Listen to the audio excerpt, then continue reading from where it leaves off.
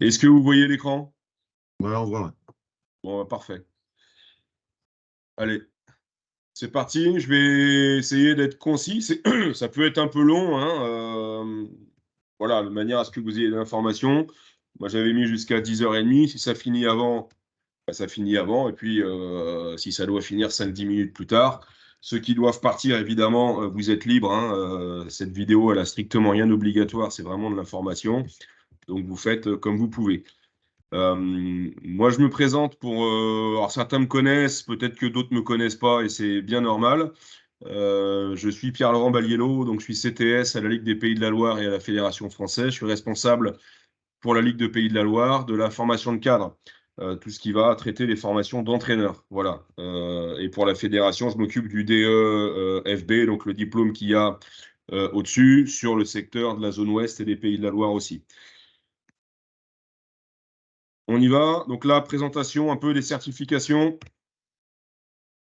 Le petit rappel, je ne vais pas faire de rappel historique hein, sur la mise en œuvre de la formation, la temporalité, comment ça s'est mis en œuvre très tardivement par rapport au CQP. Ça, je vais laisser ça de côté. S'il y a des questions, on y reviendra plus tard. On va vraiment se centrer sur les certifications. Petit rappel, vous avez donc 10 CS dans le DETB pour ceux qui veulent le passer en totalité. Je vous rappelle aussi que en fonction de vos besoins, du statut de l'entraîneur et de vos envies, vous n'êtes surtout pas obligé de passer tous les CS. Voilà, c'est pas une obligation, à part pour ceux qui veulent intégrer un DE-FB ou ceux qui veulent répondre à un statut senior notamment régional. Donc, le module 1, il est constitué du CS1. Donc CS1, vous l'avez tous fait, ou il y en a peut-être qui ont eu un positionnement individuel de formation, les fondamentaux individuels, offensifs, défensifs, le tir. CS2, tout ce qui est de l'ordre du pré-collectif, du jeu pré-collectif. CS3, jeu rapide. Et le CS4, on est sur construire le collectif, donc le jeu à 5. Module 1, certification du module 1, vous avez 2 épreuves. On les détaillera tout à l'heure, mais on a bien 2 épreuves. CS5, CS6, CS5, méthodologie de l'entraînement, pédagogie de l'entraînement. CS6, tout ce qui est de l'ordre du développement physique, moteur et accompagnement psychologique. Donc là, on est dans le module 2, certification du M2. On est sur une seule épreuve qui est constituée de, on va dire, 2 sous-éléments complémentaires. On va revenir, mais c'est bien une épreuve, contrairement au module 1, qui est 2 épreuves. Module 3, pareil, CS7, CS8, on est bien sur une épreuve constituée de 2 sous-épreuves, on va dire ça comme ça, complémentaires. CS9, CS10, on est sur le module 4 et il n'y a qu'une seule épreuve. Voilà. Maintenant, l'idée, je vous propose de les balayer. On va balayer certaines assez en profondeur pour que vous ayez assez de billes, en tout cas, au niveau des connaissances. Alors, pour chaque épreuve, on va y aller. Vous avez sur le. Peut-être il y en a qui sont déjà allés et qui ont déjà vu. D'autres, vous ne l'avez peut-être pas vu. Donc, c'est pour ça que j'en parle. Vous avez sur le site internet de la Ligue régionale de basket, vous avez des documents à télécharger. Pour chaque épreuve, vous avez souvent un descriptif et un tutoriel. Donc, on va y aller. Je vous ai mis le lien. Alors, vous allez me dire si vous voyez. Est-ce que vous voyez le site internet de la Ligue? Oui. Oui, ok. Donc pour ceux qui ne savent pas, voilà, là je suis sur la page d'accueil. Je vais sur IRFBB technicien. Ensuite, dans technicien, je vais dans DETB. Et dans DETB, soit je vais dans session de préparation aux épreuves ou inscription aux épreuves. Les documents sont dans les deux. Vous allez en dessous et là, vous avez un tas de tutoriels et présentations des épreuves avec des fiches à télécharger. Donc pour ceux qui ne l'ont pas fait, vous avez la plupart des choses que je vous présentais sont issues de ça. Sachant que ça c'est un peu plus complet là que ce que je vais vous donner. Mais moi, je vais vous donner aussi d'autres informations. Donc là, ça peut aider certains. Hop, je reviens sur la présentation. Vous avez aussi, et ce n'est pas une obligation, la Ligue, elle propose, puisqu'on dissocie la préparation des certifications des journées de formation, puisque comme vous n'êtes pas obligé de vous certifier, ce n'est pas du tout pareil que le CQP, ça, voilà, ça n'a plus rien à voir.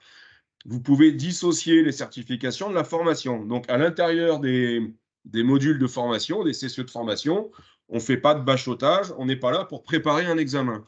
L'idée, vraiment, c'est de dissocier ce temps de formation et ce temps de certification, de préparation à la certification. Donc, vous avez des journées de préparation qui sont proposées. Pour le module 1, c'est le samedi 13 mai, et le module 2, il y a une petite faute, hein, je m'en excuse, le dimanche 14 mai, c'est à Nantes, salle Jean-Vincent, donc c'est à la Beaujoire. Et vous avez 2 jours pour ceux qui souhaitent passer le module 1, si vous avez validé CS1, CS2, CS3, CS4, et le module 2, si vous avez validé CS5 et CS6. Vous pouvez venir à ces journées de préparation qui sont, je vous le répète encore une fois, optionnelles. Il n'y a aucune obligation.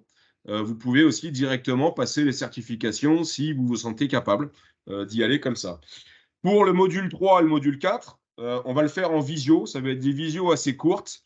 Le samedi 20 mai de 9h à 10h30 et le module 4 le samedi 20 mai de 11h à 12h30. Vous avez vu, c'est 2 visios la même matinée d'1h30, puisque les épreuves, elles ne nécessitent pas, en tout cas pour moi, un entraînement particulier. Il faut de l'information. Donc, pour participer à ces journées de formation, vous avez le site de la Ligue à Calisport. Exactement pareil que si vous vouliez vous inscrire à un CS, vous pouvez vous inscrire à ces journées de préparation ou à ces visios. Les visios, elles sont sur inscription. Vous n'aurez pas le lien tant que vous n'êtes pas inscrit aux visios. N'hésitez pas à m'interrompre s'il y a des questions. On va passer au module 1. Donc, module 1, comprendre et analyser le jeu. Pardon. On est sur donc CS1, CS2, CS3, CS4. 2 épreuves qui est la pratique sportive, donc la démonstration commentée. Démonstration commentée, c'est l'épreuve de pratique sportive. Et une épreuve vidéo. C'est les 2 épreuves. Vous avez dit module 1, certification, épreuve A1, épreuve B1. Donc là, c'est ces 2 épreuves-là. Et on peut les dissocier l'une de l'autre. Ça veut dire que vous pouvez en valider une, pas l'autre, mais vous ne perdez pas le bénéfice de celle que vous avez validée. On va enchaîner sur la démonstration commentée. Alors, comprendre, analyser le jeu. Vous allez avoir un sujet. Ce sujet, il va vous montrer, vous présenter une situation avec un demi-terrain qui est tracé et 3 joueurs. Le jury, il va vous donner, il va vous dire quel joueur vous êtes. Ce n'est pas vous qui allez choisir, c'est le jury qui va vous dire vous êtes tel joueur. Vous n'êtes pas forcément toujours celui qui est porteur de balle dès le début. L'idée, c'est de pouvoir identifier le positionnement des joueurs sur le demi-terrain avec des repères. Voilà, des repères que vous connaissez, la ligne à 3 points, la raquette, les différents termes que vous connaissez. Est-ce que c'est poste haut dans le elbow, poste médian, short corner? Est-ce que c'est à 45 degrés dans le prolongement de la ligne des lancers francs? Est-ce que c'est le corner? Ça, c'est des choses que vous devez identifier pour déjà bien partir avec un spacing qui est cohérent. Les sujets sont symétriques et donc réversibles. Ça veut dire que même si sur votre sujet, l'enchaînement ou le placement, il est fait sur un quart de terrain droit, vous pouvez très bien, pour des raisons qui vous arrangent, le transférer sur un quart de terrain gauche, à condition que vous respectiez les placements initiaux des joueurs. La situation, elle va inclure 3 joueurs seulement. Donc, il n'y a pas de 4e ou de 5e joueur dans la construction ou dans l'exploitation des actions de jeu. Ça veut dire que vous ferez uniquement référence aux 3 joueurs qui sont sur le terrain et vous n'allez pas imaginer des aides virtuelles ou des positionnements d'attaquants virtuels pour le projeter dans le jeu à 5. Ça serait la réalité, mais on a estimé que c'était complexe et qu'on s'en tenait à ce qui était sur le terrain. Donc là, on est sur du jeu à 3. 3 attaquants, 3 défenseurs. Et vous faites partie de la démonstration commentée. Ça veut dire qu'il y a 5 joueurs avec vous et vous êtes le 6e. L'idée, c'est favoriser l'exploitation des actions par le candidat. Ça veut dire que vous allez vous mettre en valeur, vous. Vous pouvez me mettre en valeur de différentes manières, par le tir, par l'agressivité offensive, mais aussi par la lecture de jeu et par la passe, par des actions de continuité de jeu. Je ne suis pas toujours obligé de tirer. Par contre, si on ne voit pas une mise en valeur, une recherche de mise en valeur de votre polyvalence et de votre capacité à agir et à influencer sur le jeu, effectivement, ça veut dire que vous allez reporter cette mise en valeur sur les autres joueurs. et c'est bien vous qui devez être mis en valeur. Et vous devez effectivement définir des possibilités au regard des caractéristiques des postes de jeu. On peut appeler plutôt compétences. Moi, je préfère plutôt que les postes de jeu. Vous avez des joueurs avec des compétences supposées, avec des morphotypes, avec des profils, des postes 5, des postes 4 qui peuvent être shooters, des postes 3 qui sont plutôt des ailiers slashers qui peuvent poster, poste 2, poste 1, voilà, des meneurs deuxième arrière avec des qualités d'aisance, balle en main, des qualités d'adresse extérieure. Et l'idée, c'est de pouvoir se servir de ces caractéristiques que vous allez présupposer au début. Au début, vous allez dire, voilà, le poste 5, c'est un poste 5 lourd. Il peut très bien être léger. Il peut y avoir des mismatchs. Vous pouvez avoir un poste 3 shooter, pourquoi pas. Ça sera aussi à vous d'étayer les caractéristiques et ça va rendre cohérent vos choix. Le protocole de l'épreuve. L'épreuve pratique, elle se déroule pendant 15 minutes avec 6 joueurs sur un demi-terrain. Donc, vous avez 15 minutes et vous avez 15 minutes de préparation. Donc, pendant que le candidat suivant il va passer en démocom, bah, vous qui allez passer après, vous allez débuter votre préparation et vous aurez 15 minutes pour préparer tout votre scénario et toutes vos différentes situations de démonstration commentées. Le protocole, en fait, il n'y en a pas trop. On a souhaité arrêter tout ce qui était de l'ordre de la charge cognitive liée à... avant, c'était très stéréotypé, très codifié. Il fallait faire une vitesse réelle, 3 choix à vitesse lente en attaque, conclure par une vitesse réelle en défense, un choix à vitesse lente. Et on se rendait compte que les candidats passaient plus de temps à réfléchir, en tout cas étaient plus préoccupés pour ne pas se planter dans le protocole qu'à discuter et à parler basket. Et donc là, on a allégé la charge cognitive. Il n'y a plus de protocole stricto sensu. L'idée, c'est il y a de la vitesse réelle, il y a de la vitesse lente. Point barre. J'ai de la vitesse jouée et j'ai de la vitesse expliquée, commentée, et c'est tout. Donc, vous pouvez soit débuter votre sujet par la vitesse commentée et puis ensuite illustrer par des passages à vitesse réelle.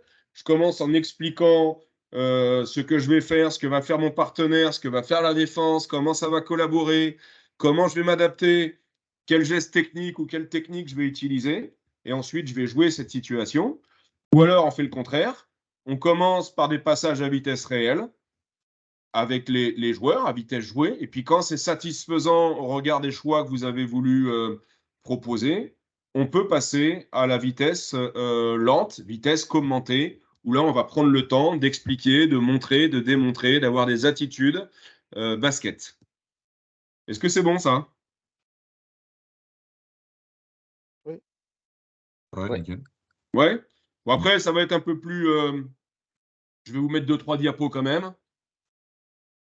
J'ai bossé un peu de manière à ce que par rapport aux fiches où il n'y a pas de terrain dessiné, j'ai essayé de modéliser sous forme de demi-terrain avec 2-3 schémas, de manière à ce que ça vous parle un petit peu plus.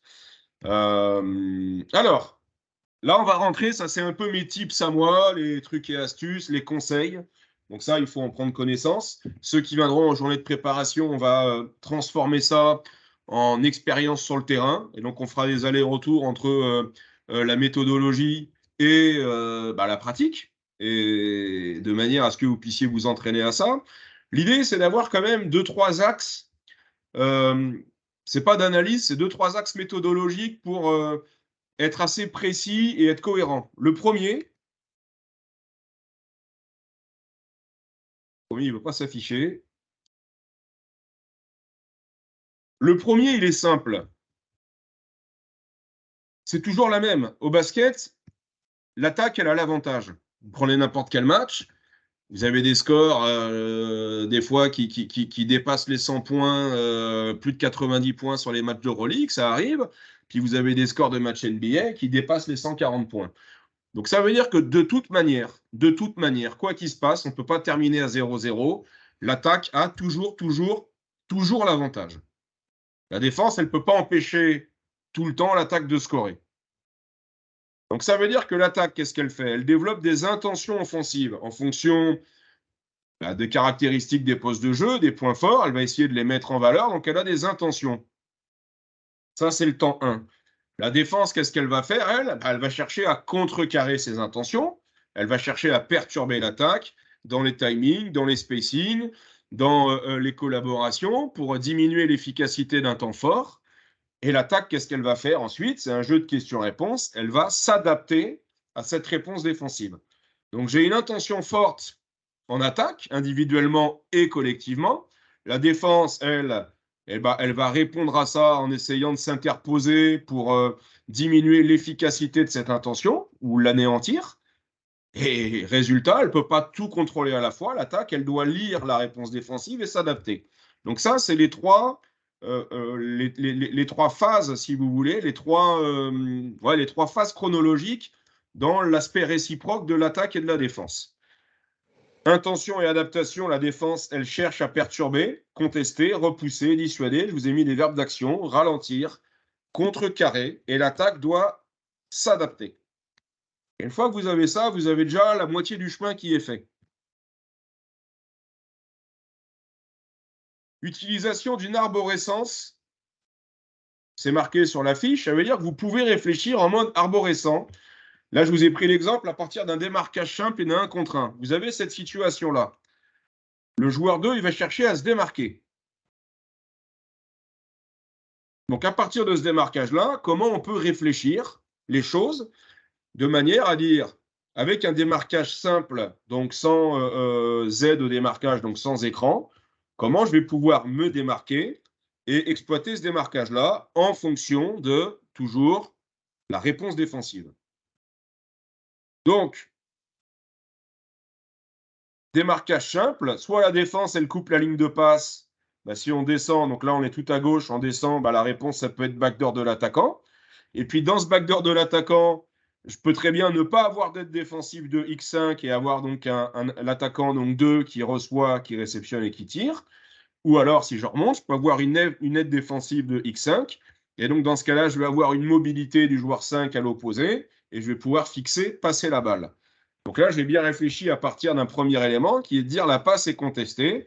Et puis, j'ai essayé de poser une réflexion en arborescence avec un peu comme un mode de ceux qui font de l'informatique, un peu comme un programme informatique. S'il y a ça, et ben donc la conséquence, ça peut être ça ou ça. S'il n'y a pas ça et qu'il y a ça, ben je vais enchaîner sur d'autres types d'actions. Et on peut réfléchir comme ça, ce qui vous permet de rien oublier. Et après, vous choisirez ce qui vous paraît pertinent. La défense reste entre l'attaquant et le panier. Ça veut dire qu'on imagine que 2, là. Vous voyez ma souris ou pas? Ou pas trop? Oui. Non? Si. Si, c'est bon. Ah, eh ben. Donc, bah, la souris ici, 2, il est ici. Où je me démarque et 2, au moment où j'ai la balle, enfin 2 en tout cas, avant que j'ai la balle, pardon, il est entre moi et le panier. Là, il est situé dans les intervalles, il est ce qu'on appelle à hauteur à plat. S'il est vraiment situé entre moi et le panier, je vais peut-être pouvoir faire autre chose. Ça veut dire que je vais peut-être curler et je vais lui passer devant. On verra tout à l'heure. Et puis, si le défenseur il recule sur le démarquage, peut-être que je vais attraper, tirer, ou je peux attraper, passer. Donc là, vous avez, en fonction du positionnement et de la réaction du défenseur 2, bah, vous avez par arborescence des choix différents. Donc adaptation, l'intention c'est de me démarquer. Réponse défensive de 2, être très haut, protéger, contester, rester entre moi et le panier, il peut avoir différentes réponses. Et à chaque fois, en fonction de cette réponse, je vais pouvoir, moi, adapter mon action offensive en termes de lecture de jeu.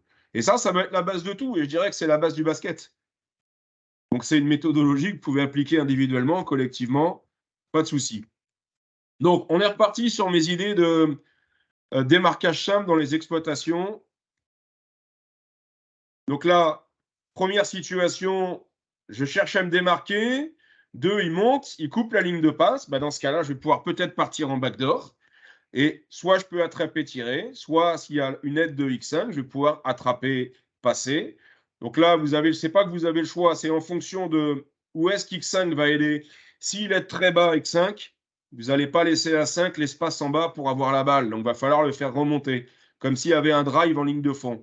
Si maintenant X5 il va aider plutôt haut, vous pourrez éventuellement donner la balle en bas. Donc ça va dépendre de vous, de ce que vous avez préparé. Il n'y a pas forcément une réponse. La vraie réponse théorique, c'est que bah là, sur un backdoor qui est ligne de fond, X5 qui va aider en bas, donc je vais chercher à monter en haut. Voilà, ça s'appelle le jeu dans les circulaires.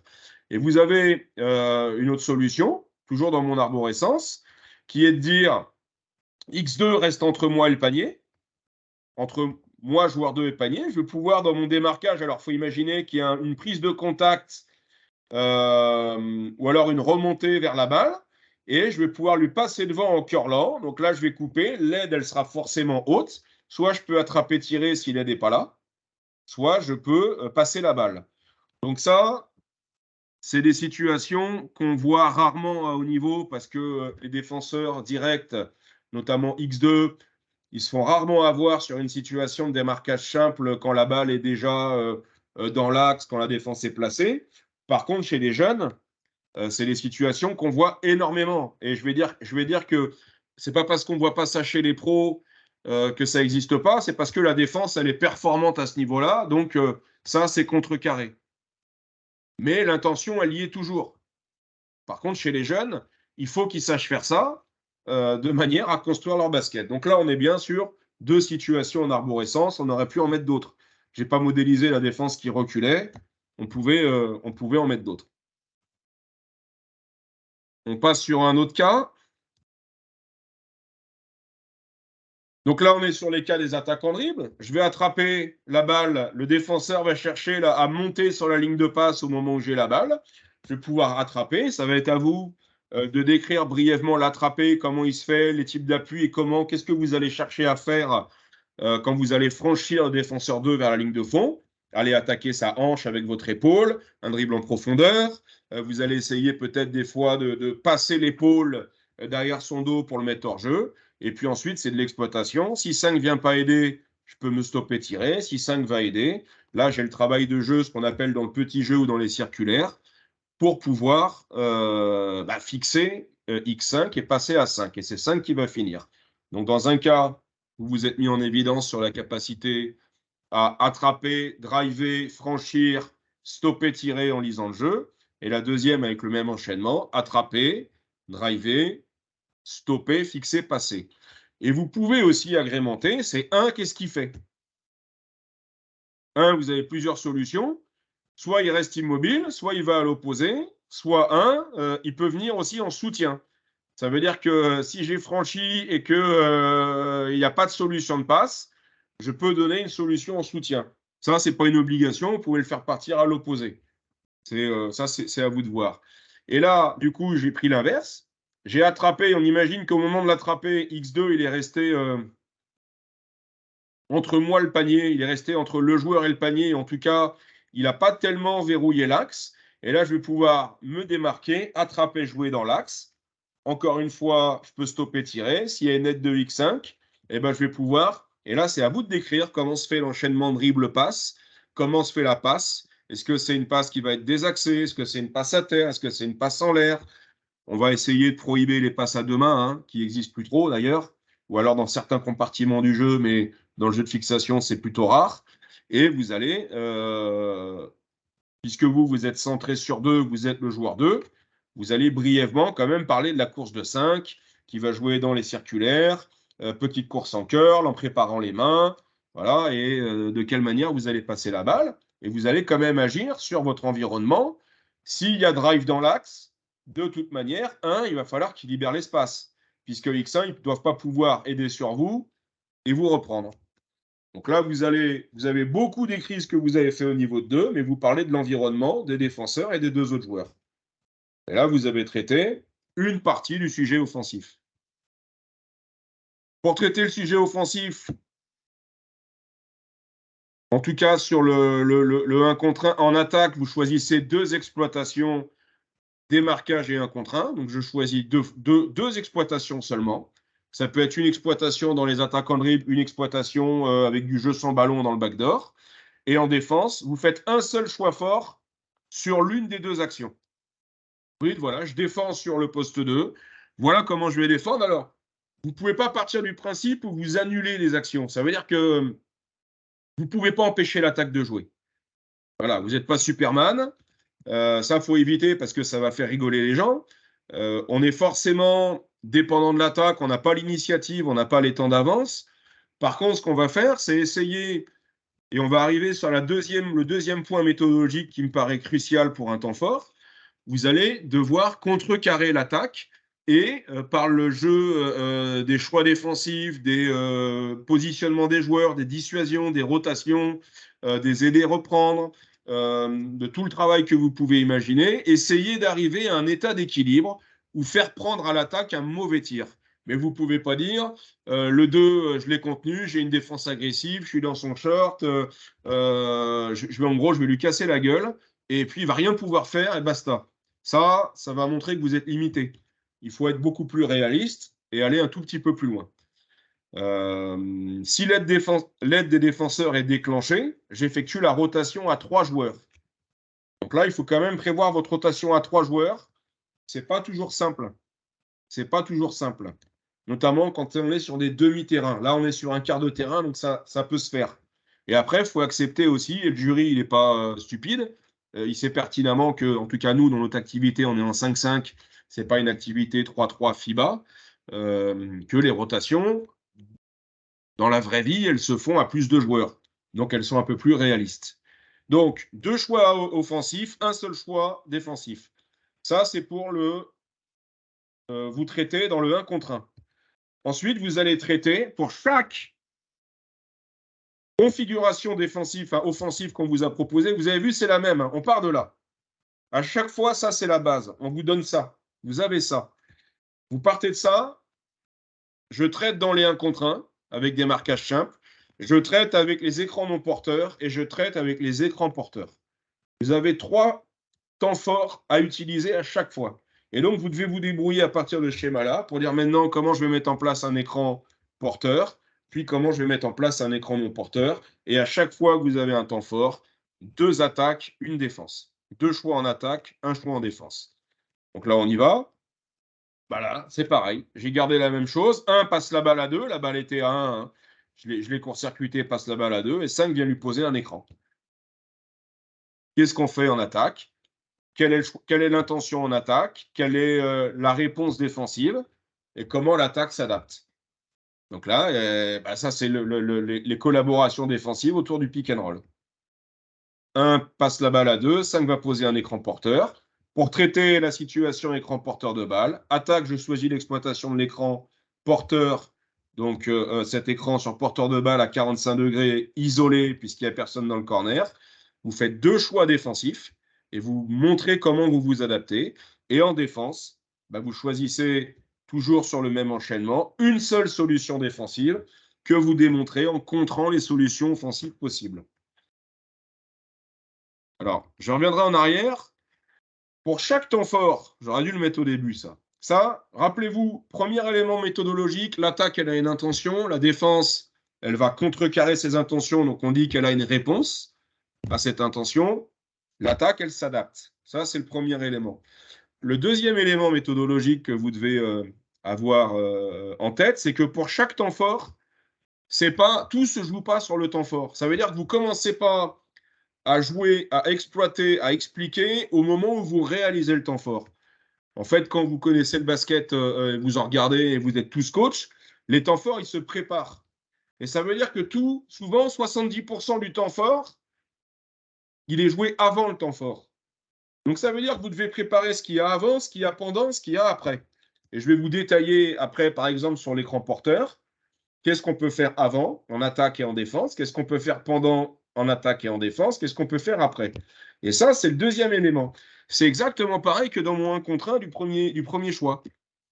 Je me suis démarqué, qu'est-ce que j'ai fait avant le 1 contre 1, l'action de démarquage, qu'est-ce que j'ai lu, est-ce que je suis allé au contact, est-ce qu'il n'y avait pas besoin d'aller au contact parce que le défenseur était loin, comment je me suis orienté face à la balle, comment j'ai préparé mes mains, quel type d'appui j'ai fait, et ensuite à la réception, je vais exploiter maintenant, là c'était l'avant, maintenant je suis le pendant, la réalisation, comment je vais franchir, de quel côté, comment je vais lire les appuis, et après, comment je vais exploiter.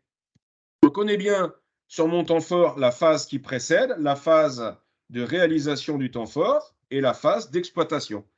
Et vous devez détailler la préparation, la réalisation et l'exploitation. Ça, c'est sur le côté offensif. Et en défense, on est plutôt sur la dissuasion et la communication. Comment un placement défensif peut dissuader certaines choses. Comment la communication, elle va permettre d'anticiper les actions offensives et de se passer l'information pour coordonner notre collaboration. Comment je vais contester et je vais collaborer pendant le temps fort. Qu'est-ce qu'on va faire pour collaborer, pour contester ce temps fort. Et enfin, comment je vais essayer de reprendre un état d'équilibre, effectuer des rotations ou des aider à reprendre. Donc, vous avez vraiment cette chronologie avant le temps fort, pendant le temps fort, après le temps fort. Si vous maîtrisez intention, réponse, adaptation et avant, pendant, après, que vous réfléchissez en arborescence sur les cas offensifs, défensifs, c'est bien, c'est très bien. Donc là, maintenant, je vais revoir mon propos avec l'écran porteur. L'écran porteur, je vous le fais rapidement. On est en attaque. Donc 1 passe la balle à 2. Donc on peut détailler rapidement quel type de démarquage. Mais on ne vous attend pas tant là-dessus. On va vous attendre ici. Donc là, il va y avoir un écran porteur. L'écran porteur, il va amener 2 à jouer vers l'axe. Donc 1, il va être obligé de lui laisser de l'espace. Sinon, X1, il peut à la fois se situer dans les gaps là, entre 2 et 1. Il peut à la fois aider sur le drive de 2 et reprendre 1. Donc là, il faut poser un problème à X1 en se mettant à l'opposé. On est avant le temps fort. 5, il va amorcer sa course. Il va amorcer sa course comment? Il va faire des grands pas au début pour prendre de la vitesse et essayer d'accélérer. Et ensuite, il va réduire l'amplitude des pas, essayer de poser l'écran à cheval sur la ligne médiane avec des arrêts plutôt alternatifs. Si vous allez très loin, vous allez même parler de l'épaule, comment il va poser l'écran en fonction du choix défensif que vous avez. Mais là, il faut aller regarder des cliniques hein, pour ça. On ne va pas faire ça ce matin. Mais vous pouvez. L'objectif de 5, c'est de toucher le défenseur de 2. Donc, c'est vraiment de le toucher. Donc, ça, on n'a pas encore parlé du temps fort. Hein. On est resté sur la préparation. Donc, comment il part, comment il court, quelle vitesse, comment il s'arrête, comment il oriente l'écran, comment il va chercher à contacter X2. Et 2, pendant ce temps-là, le temps fort n'est pas joué. S'il veut prendre l'écran correctement, lui, il va essayer d'abord de franchir 2 à l'opposé de l'écran. Il va essayer de le jouer à l'opposé. Alors, les Espagnols, ils jouent à l'opposé. Ils ne se prennent pas la tête avec on fait une feinte à l'opposé. Ils essayent de franchir à l'opposé. Pourquoi? Parce qu'il n'y a pas d'aide défensive organisée. Ça veut dire que les collaborations défensives, elles sont organisées dans l'écran. À partir du moment où vous battez le joueur à l'opposé de l'écran, c'est beaucoup plus compliqué pour la défense, et là je dirais encore plus dans le jeu à 3, de s'organiser. Donc 2, lui avant l'écran, son boulot pendant que 5 monte, c'est de au mieux franchir, en tout cas c'est d'essayer de jouer 2 à l'opposé ou de le mobiliser, de manière à forcer 2 à défendre la ligne de fond et à se laisser l'accès, l'espace d'accès à l'écran pour passer épaule contre épaule. Et là, on arrive dans la réalisation. Mais vous avez vu, la phase d'anticipation, j'y ai passé un peu de temps quand même. Je n'ai pas juste dit 2 à la balle et 5 montent à l'écran, et puis je travaille que sur l'écran. Parce que ce n'est pas la vraie vie. Si 5, il monte en marchant, X5, il va taper dedans. Et qu'est-ce qu'il va faire? L'écran, il va être positionné beaucoup plus haut. Donc les choix défensifs, ils vont être beaucoup plus simples à faire, puisque si l'écran est posé plus haut, le joueur attaquant, il est repoussé plus haut. Donc, vous savez que déjà, le tir derrière le pic plus haut, il va être compliqué. Donc, on ne va peut-être pas se livrer de la même manière. Donc, ça, les actions préparatoires au temps fort, elles sont essentielles. Ensuite, vous allez jouer l'écran porteur. Donc, vous allez dire, voilà, 5 doit toucher 2, mais il doit être immobile, arrêt alternatif. 2, qu'est-ce qu'il va essayer de faire? Il va essayer de passer épaule contre épaule en désaxant la tête, parce que lui, son intérêt, ce n'est pas de regarder dans la direction de son déplacement, mais c'est de regarder les collaborations. Et même si on ne doit pas le faire dans la démocom, dans le jeu à 5, il y aura des safety, il y aura des aides. Donc lui, il doit désaxer la tête. Et là, vous allez proposer une collaboration défensive, une première. Est-ce que 5, ça rend step out et 2 suit? Ce qui va appauvrir, dans le cas du jeu à 3, ça va appauvrir un peu la démonstration commentée, parce que sur un step out, sachant qu'il n'y a pas d'aide possible là, puisque X1 est là, vous allez souvent finir avec des passes qui sont peu réalistes. Donc vous allez proposer quand même des collaborations défensives dans le jeu à 3 qui tiennent qui tiennent qui rendent le jeu cohérent. Donc, par exemple, 5, il peut défendre en protection. Qu'est-ce que va faire 2? Qu'est-ce que va faire 5? Qu'est-ce que va faire 1? Vous pouvez changer sur les écrans. 2 peut refuser l'écran et vous pouvez faire ce qu'on appelle ice. Vous pouvez faire aussi ça pique et ça passe dessous. Donc, qu'est-ce qu'on fait? Quelle réponse on a à ça? Et ainsi de suite. Vous en choisissez 2. 2 collaborations défensives et comment l'attaque elle s'adapte. Et ensuite, vous vous placez en défense. Et c'est exactement la même chose. Et je vous le refais au niveau défensif. 1 passe la balle à 2. 2 s'est démarqué. Comment il s'est démarqué? 1 va libérer. Comment 1 se positionne? X1, il se positionne. Il ne va pas coller son joueur à l'opposé. Il va rester dans les aides à hauteur de balle, donc sur l'axe panier-panier. 5, au moment où 5 amorce sa course pour aller poser l'écran, X5, qu'est-ce qu'il va faire? Il va communiquer sur l'écran, et le fait de communiquer sur le côté et la pose de l'écran, X2, il va essayer de verrouiller les hanches pour ne pas se faire attaquer ligne de fond et orienter 2 dans l'écran, puisqu'ils veulent l'orienter là où il y a la collaboration la plus proche, c'est-à-dire avec X5. Là, j'ai parlé que du temps de préparation. Je n'ai toujours pas parlé de l'exploitation. Et ensuite, vous allez parler de la collaboration, comment elle se fait, quelle logique elle a, cette collaboration. Qu'est-ce que 2 va chercher à faire s'il suit? Il va essayer de passer entre les deux, puis il va essayer de prendre contact avec l'écran et puis se mettre en mode sac à dos là, pour défendre derrière 2, pour ne pas se faire toucher. Lui, son job, c'est de ne pas se faire toucher. X5, comment il se place, comment il se déplace et comment il va collaborer. Est-ce qu'il va collaborer latéralement, verticalement, en profondeur? Est-ce qu'il va collaborer ligne de fond si vous avez un reflux d'écran? Ça, c'est à vous de voir. Et après, comment vous allez essayer de provoquer un mauvais tir, peut-être une perte de balle, mais attention à rester quand même sur des critères de bon niveau. Et comment vous allez rendre les choses difficiles et revenir à un état d'équilibre. Est-ce qu'il y a des questions avant que j'enchaîne sur le troisième?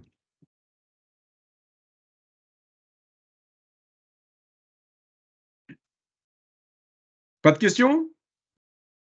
Est-ce que je peux dérouler comme ça longtemps? Mais l'idée, c'est que vous puissiez... Il n'y a pas de questions bêtes, hein, ça c'est la première chose. Vous puissiez alors poser des questions sur le protocole, sur l'épreuve, sur la méthode. C'est bon.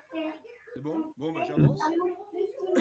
Exactement le même enchaînement, enfin, pardon, le même enchaînement, non, le même placement de départ avec les joueurs qui sont placés exactement au même endroit que sur ma situation de départ.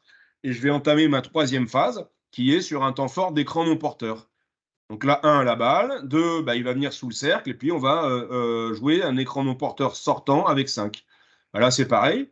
Qu'est-ce qui va se passer avant l'écran? Comment 2 va courir, va sprinter, va peut-être partir en backdoor pour... l'idée, c'est qu'il ne se fasse pas contester. C'est pour ça que des fois, moi, je vous conseille quand même de jouer à vitesse réelle en premier.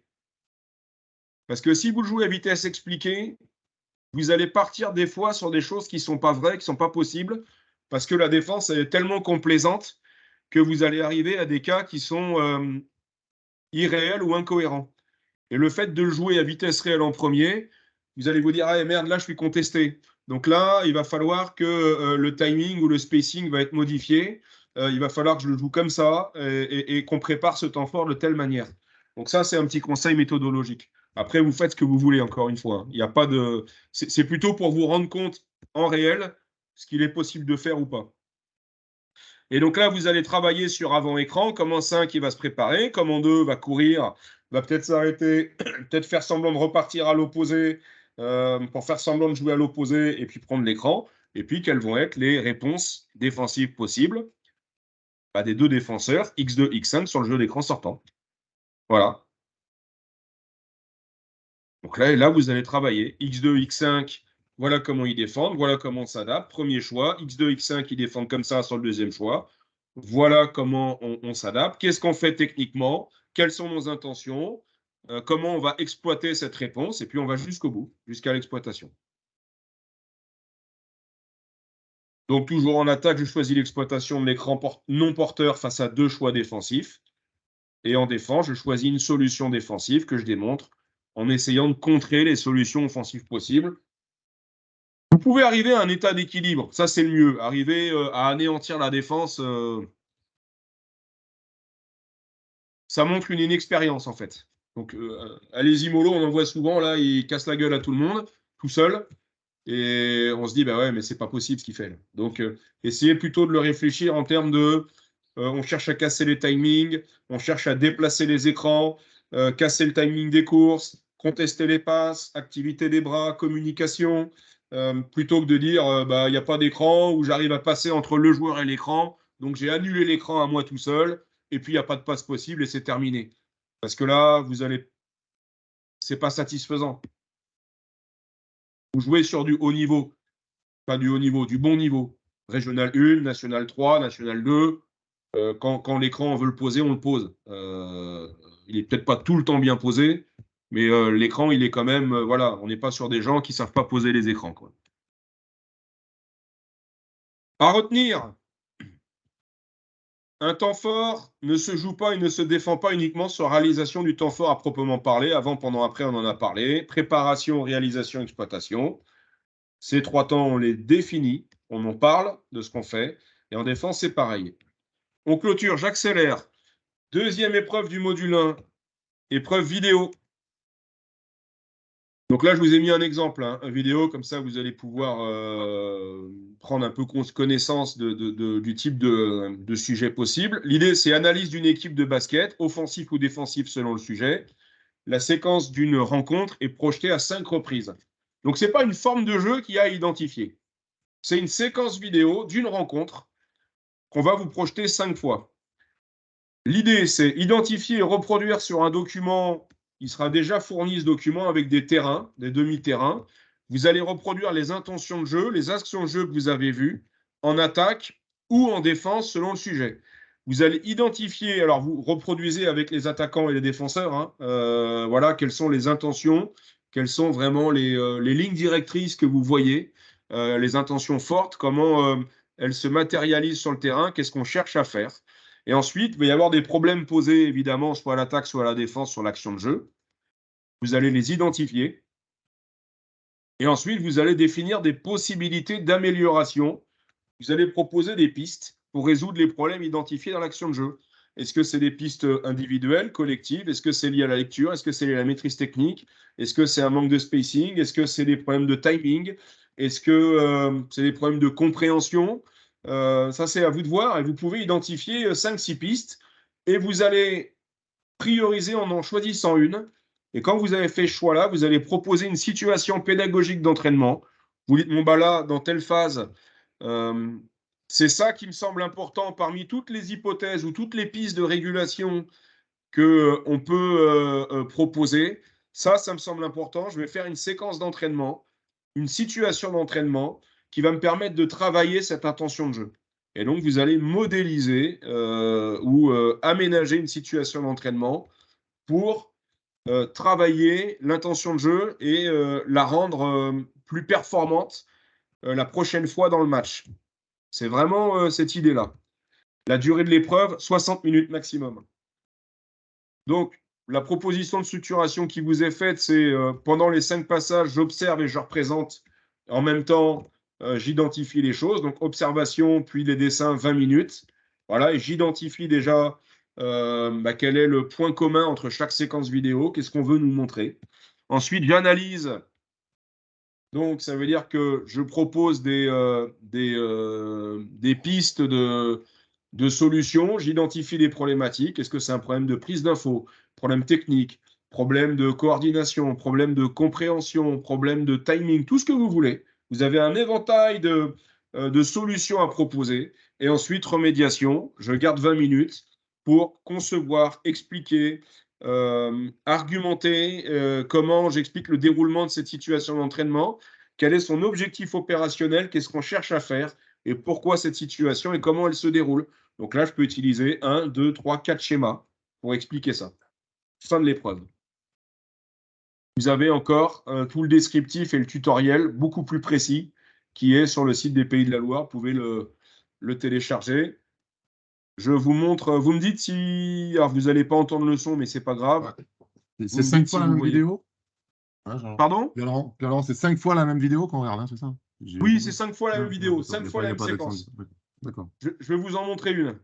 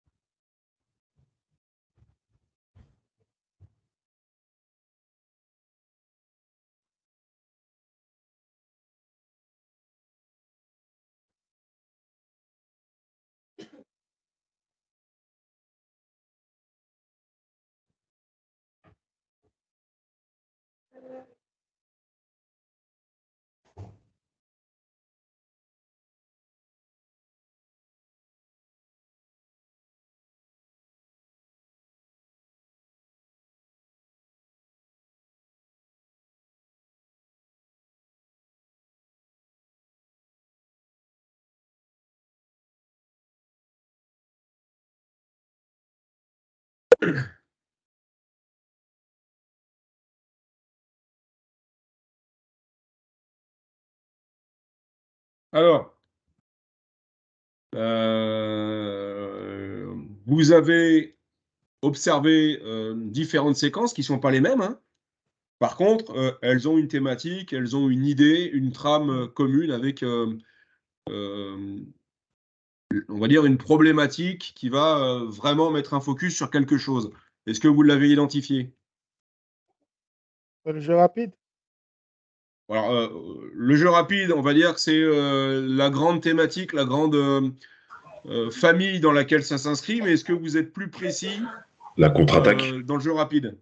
La contre-attaque. La finition, surtout, la contre-attaque. Là, La finition de la contre-attaque, surtout. oui, oui. La finition, ça veut dire que c'est pas un problème tellement sur... peut-être que vous avez tous fait le CS3? Non. Oui. Bon, bah, dans le jeu rapide, vous avez... il y en a un qui peut éteindre son micro, s'il vous plaît. Il y a les enfants qui... Et j'en ai deux, donc je sais ce que c'est hein, quand ça joue derrière. Vous avez plusieurs phases sur le jeu rapide. Vous avez la phase que je vais appeler la phase de rebond ou la phase de relance, parce que ça peut être une interception. Mais la phase de relance, comment on va récupérer la balle et l'extraire de la zone défensive ou de la raquette pour relancer le jeu et se projeter au plus vite. Après, vous avez la phase de traversée de terrain. Comment cette traversée de terrain, elle se fait? Est-ce qu'elle se fait bien avec un bon spacing, un bon timing? Est-ce que les gens ont vite transité d'attaque à la défense? Enfin, de défense à l'attaque, pardon, et comment la balle voyage le plus rapidement possible vers l'avant. Et puis, vous avez ces phases de finition. Alors, la finition, ce n'est pas que l'action de tir, hein. C'est la phase de finition, c'est l'exploitation du surnombre ou l'exploitation du jeu réduit avec des grands espaces. La défense n'est pas replacée. Pour moi, un 2 contre 2, c'est une contre-attaque. Pourtant, on n'est pas sur un 2 contre 1, mais en termes de problèmes à résoudre, je préfère résoudre un 2 contre 2 qu'un 5 contre 5. Donc, des fois, vous n'avez pas toujours un surnombre. Il faut arrêter avec cette fausse idée que la contre-attaque, c'est du surnombre. La contre-attaque, c'est du surnombre simple ou c'est de l'égalité numérique à jeu réduit. Vous pouvez avoir du surnombre et qui, pour moi, n'est pas de la contre-attaque. Un 5 contre 4, on n'est plus dans la contre-attaque. Ou alors, c'est qu'on a un niveau Euroleague. Mais en senior régional 1, 5 contre 4, ils vont mettre un peu de temps à le résoudre. Il vaut mieux un 2 contre 2 avec des gros espaces pour pouvoir lâcher l'agressivité, avoir d'énormes espaces à défendre et donc avantager l'attaque qu'un 5 contre 4. Pourtant, dans un cas, j'étais en surnombre et pas dans l'autre. Bref, là, on était sur les aspects de la finition. Les finitions dans le tir et les finitions surtout dans les surnombres, le jeu de fixation, le travail de passe, de jeu sans ballon sur la dernière phase. Et donc, une fois que vous avez identifié ça et vous avez identifié plusieurs à l'intérieur de ça, toujours on réfléchit en arborescence. Quelle hypothèse je vais formuler en disant il y a des problèmes de spacing, il y a des problèmes d'alignement, il y a des problèmes de choix, c'est-à-dire de lecture et d'intelligence situationnelle. Il y a des problèmes techniques dans la réalisation de la dernière action, soit dans celui qui fait la passe, soit dans celui qui ne prépare pas les mains. Il y a tout un éventail de solutions. Et à l'intérieur de ça, vous dites maintenant, moi, ce qui me paraît important, essentiel, je vais prioriser, c'est telle solution que je vais leur ramener. Vous n'allez pas tout pouvoir gérer à l'entraînement, c'est pas vrai. Vous allez dire, OK, de ce que j'ai vu, de ce que j'ai observé, mon analyse me conduit à dire qu'on va prioriser telle raison, tel choix, et je vais en construire une situation d'entraînement de manière à améliorer, on va dire, la lacune que j'ai observée. Est-ce que c'est bon pour vous? Ouais. Ouais, okay. Donc, ça veut dire que si là-dedans, où on s'est mis d'accord, on identifie les problèmes sur la finition et que vous axez votre situation sur le rebond-relance, en tout cas, on voit que vous avez mis un focus là-dessus, vous êtes un peu hors sujet. C'est-à-dire que le jeu rapide, c'est bien, c'est une première phase d'identification, et ensuite, je prends un microscope et je vais aller chercher les phases, voir le temps fort à l'intérieur de la phase qui est récurrent et que je vais travailler. Donc, c'est un travail d'enquêteur. C'est pas du jeu placé, c'est sûr, et comment je vais enquêter pour arriver à dire, OK, c'est ça. Et ça, c'est votre focus, c'est comment vous allez analyser ça. Donc là, date et lieu des épreuves du module 1. Ça se déroulera au Krebs à Nantes le 17 juin toute la journée. Ça veut dire que, je dis une bêtise, hein, le matin, on passe toutes les démos com. L'après-midi, on fait l'analyse vidéo, l'épreuve vidéo. Donc ça, c'est aussi, vous pouvez vous y inscrire. Hein. Et je vous rappelle, vous n'êtes pas obligé de passer par les journées de préparation.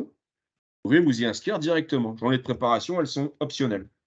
Vous pouvez vous inscrire directement et venir le 17 juin pour passer les 2 épreuves du module 1, à condition que vous ayez fait CS1, CS2, CS3, CS4.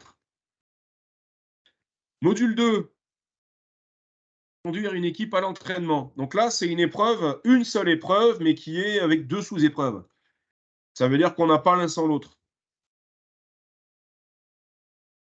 Descriptif, donc là, module 2, CS5 et CS6. CS5, plutôt la méthodologie, la pédagogie liée à l'entraînement. Voilà, on se consacre sur l'entraînement. Et puis le CS6, plutôt sur les publics, développement physique, accompagnement du développement psychologique du jeune joueur. Et oui, donc, et le développement physique. Donc là, vous êtes sur encadrement direction d'une séance. Donc c'est traditionnellement les passages, les épreuves pédagogiques hein, que vous avez l'habitude de faire. Groupe de 10 à 12 joueurs, catégorie jeune ou adulte. Ça veut dire que si vous venez, moi j'entraîne une équipe adulte, on va éviter de vous mettre sur des jeunes. Puis si vous êtes sur une équipe de jeunes des 15 ans, on va éviter de vous mettre sur des seniors. Et ça, c'est de l'organisation. Des fois, on fait ce qu'on peut. On y passe énormément de temps là, à gérer ces épreuves-là. Donc, on va faire au mieux. L'idée, c'est que vous prépariez 3 séances d'entraînement d'1h30 chacune en amont de l'épreuve. Le jour de l'épreuve, vous allez tirer au sort l'une des 3 séances préparées par le candidat. Donc, vous préparez 3 séances. Le jour de l'épreuve, le jury en choisit une et vous passez sur cette épreuve-là. Et à l'intérieur de ça, il va choisir des séquences d'entraînement qu'il voudra voir. Donc, vous ferez les séquences d'entraînement qui vous seront données. Je vous conseille quand même de tester vos séances avec vos équipes. Vous les testez de A à Z, vous les filmez, vous prenez des notes, vous les modifiez de manière à ne pas avoir de surprise. Ça veut dire que si vous passez sur un public qui ne la connaît pas, vous allez passer, pas forcément sur votre équipe d'ailleurs, et que votre séquence d'entraînement, votre situation, elle est compliquée à mettre en œuvre, vous risquez de vous mettre dans la difficulté tout seul parce que vous allez galérer, non pas à corriger et à donner du feedback pédagogique sur l'aspect basket, mais vous allez réexpliquer la situation qui est difficile à comprendre, à mettre en œuvre, expliquer la règle, ce que vous avez voulu mettre en place, donc vous allez vous perdre. N'oubliez pas que vous avez un capital temps, on déclenche le chrono, et tout le temps que vous perdez à expliquer, c'est du temps de pratique et d'évaluation en moins. On est bien sur le temps de pratique, il doit être le maximum, le plus efficient pour les joueurs. Ce n'est pas du temps de parole qu'on veut voir. Hein. On veut voir comment, avec un minimum de temps de parole, de feedback adapté, comment pédagogiquement, au niveau méthodologique, comment vous allez mener votre séance. Et non pas rentrer dans des longues explications, des longues mises en place, des longues interventions, où vous arrêtez le temps, les joueurs s'arrêtent, vous monopolisez la parole, et dans ce cas-là, c'est une catastrophe. La durée de la séance, de 15 à 30 minutes. En fonction du temps qu'on a, elle peut durer de 15 à 30 minutes. Le jury, en général, on prend 20 minutes en moyenne. Si on a plus de temps à vous accorder, parce que le créneau il est plus long et qu'on passe moins de monde, on pourra aller plus loin. Ça ne descendra jamais en dessous de 15. 15, en général, on essaye de faire 20. Par contre, si vous subissez votre séance, ça veut dire que vous avez fait un truc et ça dure et que vous apportez rien, il n'y a pas de correction, il n'y a pas de feedback, il n'y a pas d'évolution, on voit que ça traverse le terrain ou que ça joue pour jouer et En gros, vous avez dit le premier rendu à 10 points et que ça n'arrive jamais, le jury va vous arrêter parce que vous fatiguez les cobayes pour rien et vous faites perdre du temps à tout le monde, notamment à vous. Donc, dans l'idée, c'est vaut mieux 20 bonnes minutes que dire on dure, on dure, on dure. C'est pour ça qu'il faut tester vos séances avant. Vous les concevez, vous les préparez, vous les testez régulièrement avec vos équipes. Même des fois, vous pouvez aller voir l'équipe d'un copain ou l'équipe en dessous, tester la séance ou tester une situation si elle vous paraît un peu bancale. N'hésitez pas à la tester pour voir comment vous allez l'améliorer. Filmez-vous. Filmez-vous, c'est important. Une fois que vous avez fait votre séance, vous allez faire un entretien qui va durer 10 à 15 minutes et vous allez présenter votre évaluation. Qu'est-ce que vous avez pensé de votre séance? Quel est votre ressenti? Si c'était à refaire, qu'est-ce que vous auriez changé ou amélioré? Et puis à l'issue de ça, donc ça va très vite. À l'issue de ça, le jury vous pose des questions. Vous allez avoir un échange. Ce n'est pas des questions pour vous évaluer, pas dans le sens où il y a des bonnes et des mauvaises réponses. C'est votre capacité à accueillir la question, à vous ouvrir en termes d'état d'esprit, à imaginer d'autres pistes, à aller plus loin que ce que vous avez montré des fois, parce que des fois, vous êtes limité par le niveau des joueurs aussi. Donc, le jury va peut-être vous projeter vers un transfert en disant si ça avait été possible, vers quoi tu serais allé, par exemple. Et donc là, il faut absolument être ouvert, être en capacité d'échanger, de proposer des pistes de réflexion. Donc, en priorité, vous serez convoqué sur un public jeune ou adulte. C'est-à-dire qu'en priorité, la Ligue, elle vous dira, voilà, vous êtes convoqué tel jour, à telle date, à tel endroit, sur un public qui vous correspond. Mais on ne sera pas en capacité de tout faire. En tout cas, quand on aura des gros volumes. Peut-être pas cette année, mais on verra les saisons suivantes. Donc, si nous, on a des difficultés, vous allez, lors de votre inscription, il faut vous inscrire pour les certifications, je vous le redis bien, vous avez une case à cocher qui est je peux ou je suis en capacité d'organiser l'épreuve chez moi. Donc, ça veut dire chez vous, sur votre créneau, avec votre public, mais à la seule condition que vous accueillez au minimum 3 ou 4 autres personnes. Vous pensez bien qu'on ne va pas nous dépêcher des jurys qu'on doit payer des frais kilométriques. Il faut qu'on paye le temps de… Voilà, tout se paye. On ne paye pas un jury ou 2 jurys pour venir évaluer quelqu'un 10 minutes alors que les mecs, ils vont faire, je dis une bêtise, 60 km aller, 60 km retour. Donc, il faut absolument, si on rentre dans l'idée, et là, ça vous donne un avantage, c'est que votre public, vous le maîtrisez, ils vous connaissent, vous le connaissez. Vous avez probablement testé la situation. Par contre, vous offrez aussi les possibilités à d'autres candidats.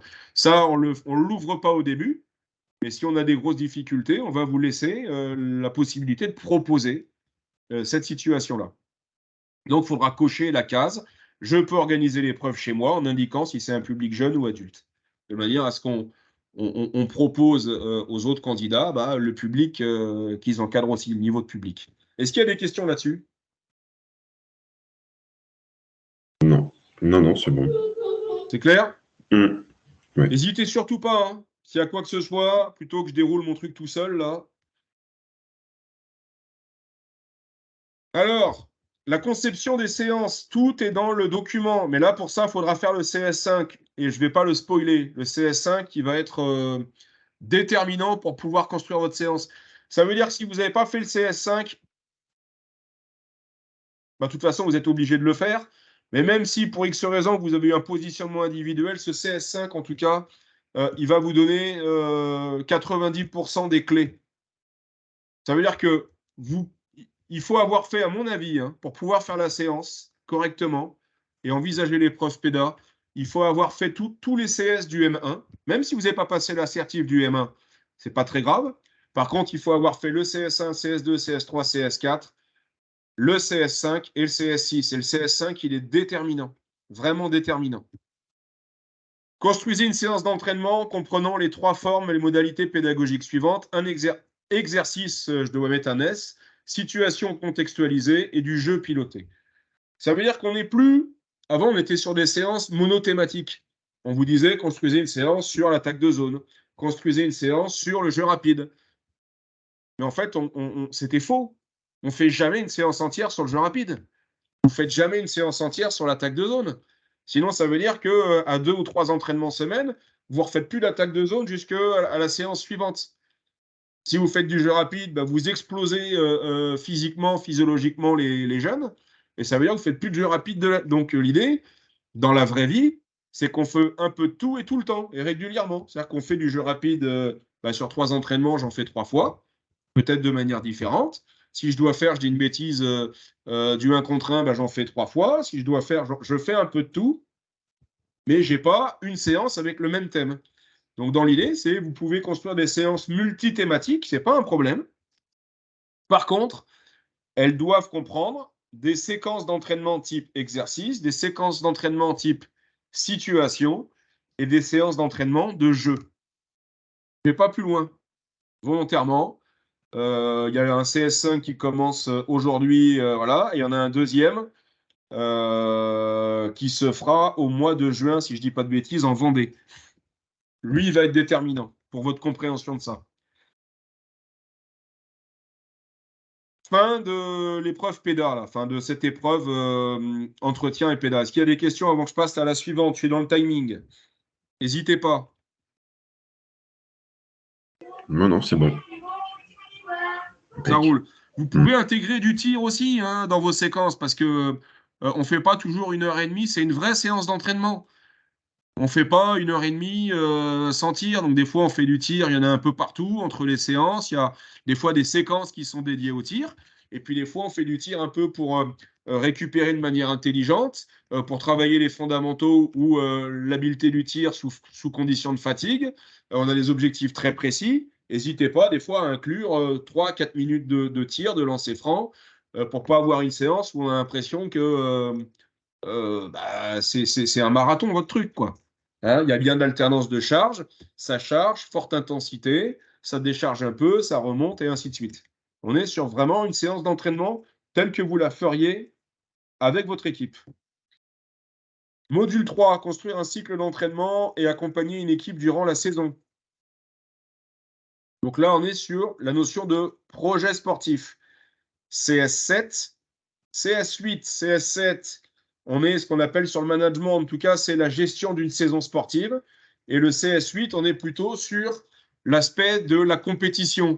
Comment je vais préparer ma compétition, mon match, comment je vais gérer mon match, comment je vais coacher, et puis comment je vais en faire le bilan, l'analyse, de manière à travailler des points qui vous semblent importants pour être plus performant au prochain match.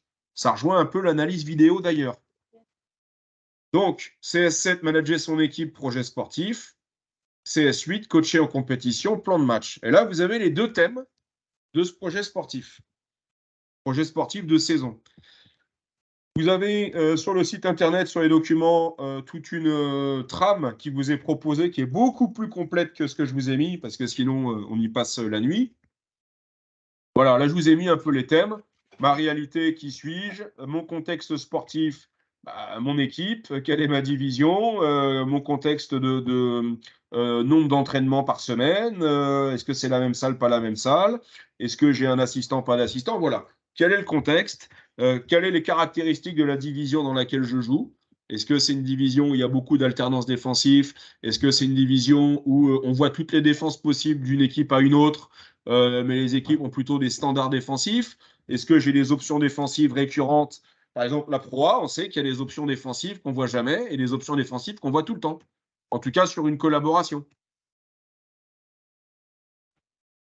Donc là, peut-être que vous, il y a des tendances, des grosses des lignes directrices en attaque ou en défense. Est-ce que c'est très hétérogène en termes d'équipe? Est-ce qu'il y a que des petits intérieurs? Voilà. Ça, c'est vraiment votre contexte sportif.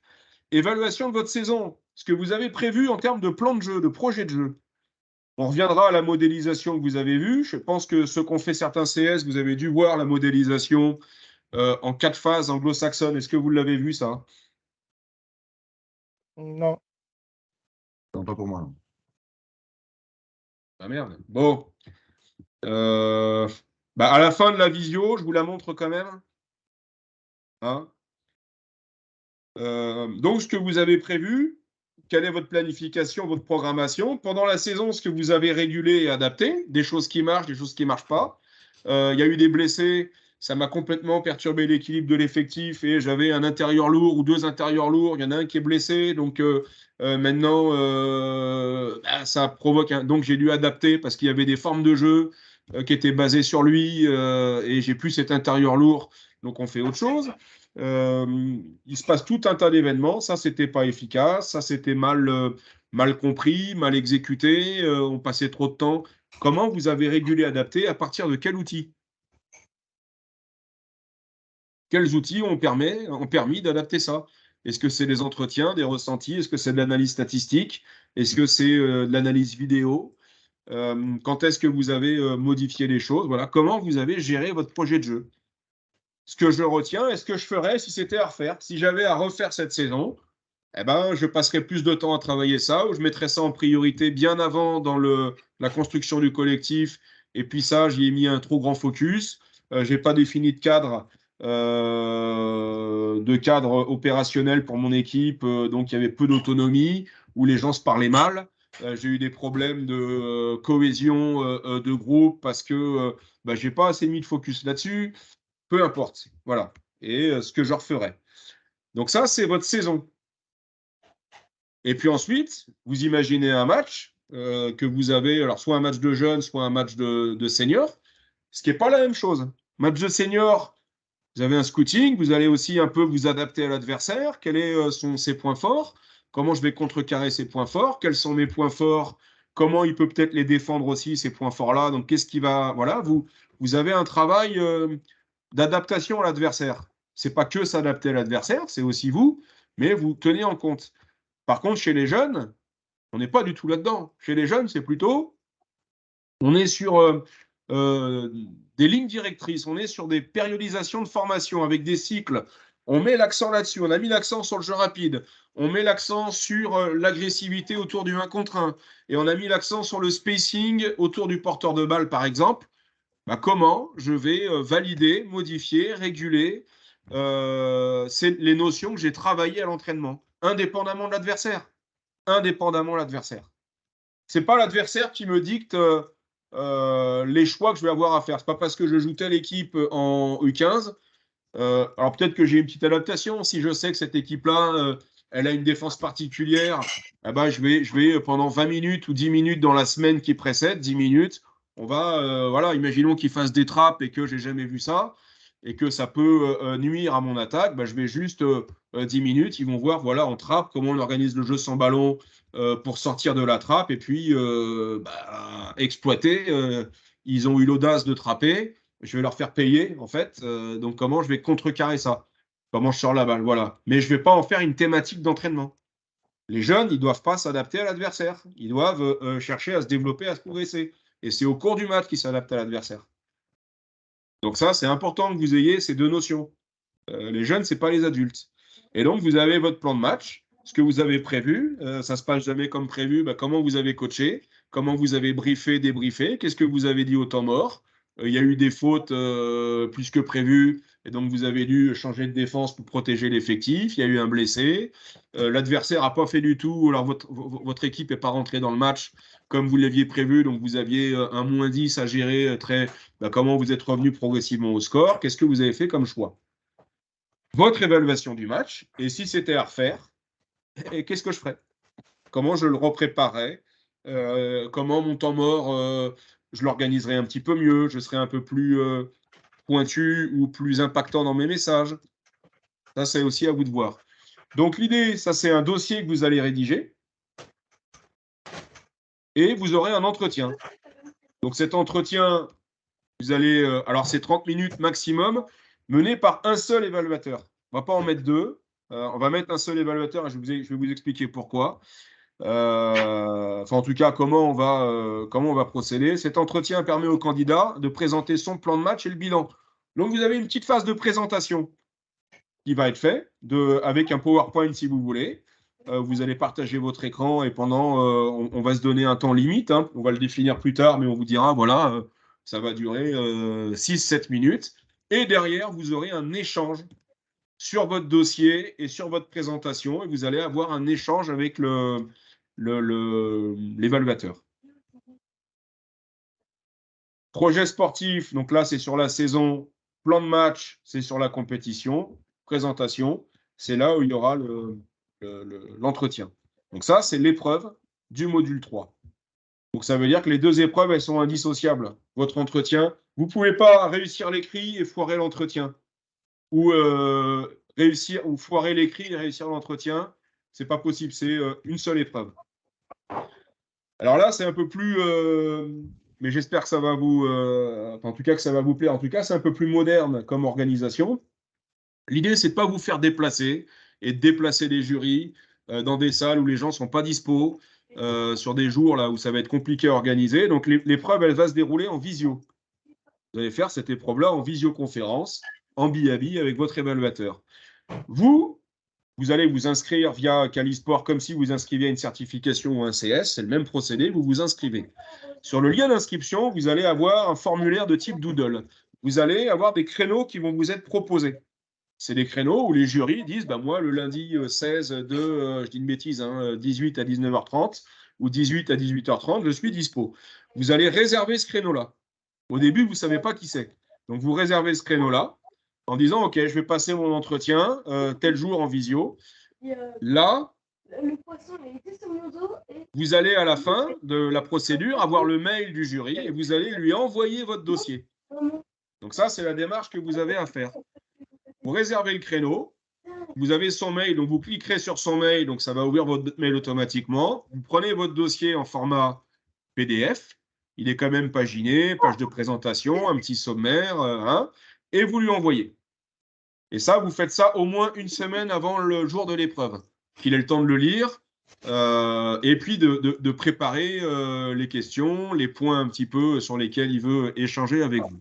Et vous mettrez en copie le secrétariat de la Ligue, de manière à ce qu'on archive votre dossier. Les visios, elles seront enregistrées. C'est-à-dire que vous serez enregistré, l'évaluateur va vous enregistrer, et puis au moment où c'est validé ou pas validé, mais au moment où vous avez pris connaissance, il n'y a pas de contestation, on efface. Elles ne sont pas destinées à vous regarder, en fait, les visios, les enregistrements. Imaginez qu'il y ait un souci. C'est bien que nous, entre guillemets, autorités, on puisse regarder ce qui s'est passé. Plutôt que de dire, on l'a refait, on va regarder ce qui s'est passé, et ensuite, oui, c'est validé, non, c'est pas validé. Est-ce que ça vous va, ça? Oui. Pas de choix, de toute façon, oui. Non, je ça. Il n'y a pas le choix, si, il y a le choix, parce que vous pouvez déclarer que vous ne voulez pas être enregistré. Là, on est sur la protection des données personnelles, sachant que la vidéo, elle ne sera pas utilisée à des titres ni commerciaux, ni à être diffusée sur les réseaux sociaux. On est une ligue régionale, en tout cas, j'espère qu'on a une image de sérieux. Tout n'est pas parfait, mais on fait au mieux pour offrir un service de qualité, déployer des choses. Et là, c'est de dire, moi, je préfère qu'on investisse sur des formateurs, sur des lieux de formation, sur proposer des sites et déployer la formation, ce qu'on ne faisait pas avant dans la région. Avant, on avait 2 sites, il fallait faire 200 bornes pour vous former. Maintenant, on essaye de déployer, notamment au nord de la Ligue, avec des sites du Mans, et de pouvoir proposer des formules adaptées, week-end, semaine, et donc de mettre les ressources financières, de les mettre là-dedans, plutôt que de les mettre dans le jury, en fait. Donc, vous pouvez dire aussi, je souhaite pas qu'elles soient enregistrées. Par contre, je souhaite pas qu'elles soient enregistrées, j'ai pas de recours, puis c'est tout. Après, je ne dis pas ça pour qu'il y ait des recours, on n'a jamais eu de recours, nous. À un moment donné, il faut aussi avoir la décence de dire, il y a deux choses. La première, c'est, mon écrit il est un peu bâclé, c'est mal préparé, j'ai un peu négligé cette épreuve-là, c'est pas grave, je recommence, et puis c'est tout, je la repasserai. Vous aurez un rattrapage l'année prochaine pour repasser l'épreuve. C'est la première chose, et ça arrive à tout le monde. Et des fois, les échecs, faut pas voir ça comme un échec, c'est reculer pour mieux sauter. J'ai pris conscience, j'ai pris connaissance, je travaille mieux, donc j'en ressors plus performant. C'est plutôt ça. Et puis la deuxième, c'est qu'on n'est pas là, et surtout les jurys, et on va les briefer, on n'est pas là pour... on n'est pas sur l'idée d'évaluer et de saquer les gens. C'est vraiment l'idée d'engager une discussion, de vous faire réfléchir à des éléments, de mettre le point sur des éléments de discussion ou des éléments liés à la performance ou la pédagogie du basket ou la méthodologie de l'entraînement. C'est plutôt ça la philosophie. C'est pas d'être ultra sévère, rigoureux et de dire qu'on a un nombre à pas dépasser. C'est pas vrai. Donc, il n'y a aucune raison pour que ça se passe mal. Dernier module, alors lui, il est simple. Se situer dans un club de basket dans l'environnement de celui-ci pour contribuer à son développement. Vous êtes entraîneur, vous faites partie d'un club dans lequel joue votre équipe. Ce club-là, au-delà, parce qu'il y a des gens qui font que entraîner, ils arrivent, ils entraînent et ils se barrent. Et en fait, le fonctionnement du club, les différents secteurs d'activité, les différents moments forts du club, le lien avec les équipes techniques, les équipes de bénévoles, est-ce qu'il y a un projet technique de club? Est-ce qu'il y a un projet sociétal? Est-ce que le club fait d'autres activités que le 5-5? Est-ce qu'il y a du 3-3? Est-ce qu'il y a du micro-basket? Est-ce qu'il y a du basket santé? Est-ce qu'il y a du basket entreprise? Et des fois, les gens, ils ne le savent même pas. Donc là, c'est le moyen de vous mettre un focus dessus et de s'intéresser un peu à cet environnement professionnel. Comment le club il est lié à son comité départemental, à la Ligue régionale, à la Fédération française de basket. Voilà, c'est vraiment connaître un peu ça. On est sur CS9, CS10. CS9, il se fait uniquement en e-learning. Il est ouvert, hein. Il est gratuit. C'est un parcours e-learning qui se fait. Vous avez une petite évaluation à la fin. Et vous, voilà, et il se fait comme ça. Et vous avez le CS10, on en reparlera. Là, on vient d'ouvrir le CS10 en 3-3. Et je pense qu'on fera CS10 arbitrage en début d'année prochaine. Là, on vient d'ouvrir le 3-3. Il est disponible, c'est au mois de juin. L'idée, une fois que vous avez fait vos deux CS 9 et 10, vous faites un rapport de structure. Il est très court. Il est constitué de 2 à 4 pages. Donc, c'est quelque chose plutôt d'informel où vous décrivez un peu votre club, c'est-à-dire quel diagnostic interne. Mon club est constitué, tant de licenciés, la pyramide des âges. Il y a autant de filles que de garçons. Il y a plus de garçons que de filles. Il y a des creux générationnels. En U13, on a moins de monde qu'en U15. Donc, peut-être que c'est là où il faut aller chercher et cibler les licenciés. Peu importe. Donc là, il y a tout son diagnostic interne. Les différentes activités 5-5 et ainsi de suite. Le positionnement du club dans l'environnement, comment il est placé au niveau, je dirais,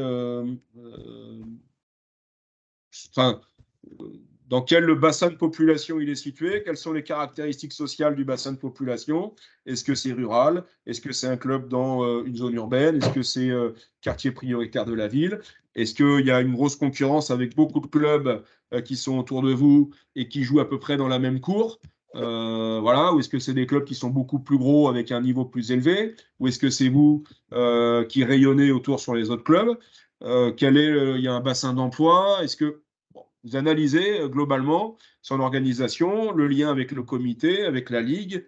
Donc là, c'est plutôt un diagnostic externe. Est-ce que dans votre zone de club, est-ce qu'il y a une zone d'activité avec des entreprises qui peuvent peut-être être des sponsors ou des mécènes, ou en tout cas des partenaires à aller chercher? Voilà, comment se font les ressources financières du club? Quelle est la part des financements publics, des aides publiques, des aides de la part de financement privé, quelle est la part de recettes internes, les licences, les recettes barres, les opérations que vous menez. Ensuite, à l'intérieur de ça, le positionnement de votre équipe. Mon équipe, voilà, elle est située. Il y a une équipe première qui est au-dessus. Donc, on est une équipe un peu tremplin, réserve, voilà, peu importe. C'est une équipe qui sert pour la préformation. C'est une équipe qui sert, c'est l'équipe première du club. Vous la situez un peu, pas juste dans l'organigramme, mais à quoi elle sert cette équipe? Est-ce que c'est la vitrine? Est-ce que c'est une équipe qui sert de tremplin? Peu importe. Et puis, présentation du projet sportif de la structure. La vocation du club dans le projet sportif. Voilà le club, comment il s'organise, qu'est-ce qu'il met en œuvre. Donc, ça va très vite. Hein. Et là, vous envoyez votre dossier à la Ligue par mail et on vous fait un retour après l'avoir. Et ça, c'est l'épreuve module 4. CS9, CS10. J'en ai terminé. Il est 10h30. Est-ce que maintenant, à vous, vous pouvez poser vos questions? Pierre Laurent, moi j'avais une question, Damien, pour Nick. On est d'accord qu'on peut faire les CS dans n'importe quel sens, entre guillemets, on peut faire le CS 9 et 10 sans avoir fini le CS 3 et 4, par exemple. Ouais. Vous pouvez même faire le CS 10, 3-3 au arbitrage sans avoir fait le CS 1. D'accord. Uniquement le CS 10. D'accord. D'accord.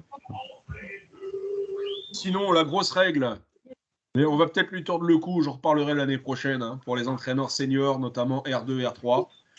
Je ne le dirai pas là, mais l'idée, c'est on rentre par le CS1 et on fait ce qu'on veut. Ce que vous voulez dans n'importe quel ordre. Ok. En fonction du statut de l'entraîneur, en fonction de vos besoins, en fonction de ce qui est présenté. Ça veut dire, j'ai envie de faire un CS3, mais merde, il est déjà passé, ou il commence dans 6 mois, bah, peut-être que je peux commencer par le CS4, par exemple. Et grosso modo, l'équivalent, c'est-à-dire grosso modo, si on fait le module 1, c'est quoi on peut entraîner en pré-région, en département, c'est quoi l'idée C'est ça que j'ai du mal à comprendre, moi. On va mal expliquer d'ailleurs. Alors, on va aller sur le site de la Ligue. Vous avez les infos. Après, pas le problème, en tout cas, la difficulté, c'est de les identifier. IRFBB, technicien. Statut régional du technicien 2024-2025. Là, vous avez le 2022-2023, donc l'actuel. On va se pencher sur le 2024-2025 avec les mesures transitoires. On va aller chercher le statut cible. Le statut cible, c'est celui-ci. D'accord. Donc là, je vais essayer de zoomer. Vous l'avez sur le site de la Ligue. Vous voyez là ? Ouais. Voilà. Nous, on gère les catégories régionales. Ouais. Tout ce qui n'est pas régional, on va jusqu'à National 3 avec le DETB, NM3, NF2. Votre DETB complet, ça peut aller jusqu'à National masculine 3 ou National féminine 2. D'accord. Ensuite, si je vais coacher en U13 région. U13 région, pour nous, et pour beaucoup, et on l'a trop longtemps négligé, c'est que c'est un peu la catégorie reine. Pourquoi ? Parce que les enfants, ils sont, on appelle ça l'âge d'or des apprentissages, même si on progresse tout au long de sa vie et les neurosciences, elles le démontrent.